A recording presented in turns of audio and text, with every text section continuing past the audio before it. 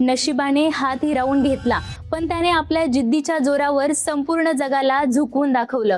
वय अवघं 5 वर्ष असताना झाडावरून पडल्याने एक हात गमवावा लागला। परिस्थिती एवढी गरिबीची की वडील शेतमजूर, पण नाशिकच्या या पठ्ठ्याने स्कॉटलंडच्या ग्लासगोमध्ये थेट राष्ट्रकुल स्पर्धा 2026 मध्ये सुवर्ण पदक जिंकून इतिहास रचला आहे। कोण आहे हा खेळाडू आणि कशी आहे यांची थक्क करणारी कहाणी जाणून घेऊया या व्हिडिओच्या माध्यमातून। नमस्कार, मी काजल आणि तुम्ही पाहताय राष्ट्रभूमी। या सुवर्णवीराचं नाव आहे दिलीप महादू गावित। नाशिक जिल्ह्यातील सुरगाणा तालुक्यातील एका छोट्याशा गावात दिलीप यांचा जन्म झाला। वयाच्या अवघ्या 5व्या वर्षी एका अपघातात त्यांनी कोहणीच्या खालून आपला उजवा हात गमावला। एका हाताने आयुष्य जगणं सोपं नव्हतं, त्यात घरची परिस्थिती अत्यंत बेताची। वडील शेतात मजुरी करून घर चालवायचे, पण दिलीप यांच्या मनात काहीतरी वेगळं करून दाखवण्याची जिद्द होती। त्यांनी आपल्या अपंगत्वाला कधीही आपली कमजोरी बनू दिलं नाही, तर त्यालाच आपली ताकद बनवलं आणि अखेर तो ऐतिहासिक दिवस उजडलाच। ग्लासगो राष्ट्रकुल स्पर्धा 2026 मध्ये दिलीप गावित भारताचे प्रतिनिधित्व करत ट्रॅकवर उतरले। पॅरा 100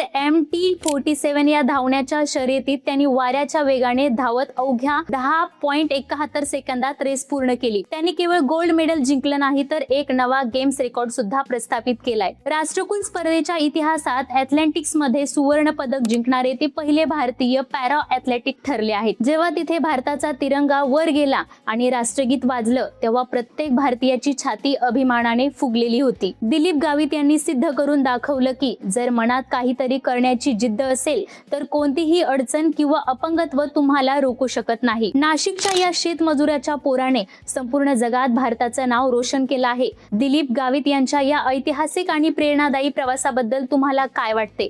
कमेंट करून नक्की सांगा। व्हिडिओला लाईक करा, शेअर करा आणि अशाच नवनवीन माहितीसाठी आपल्या चॅनलला सबस्क्राईब करायला विसरू नका।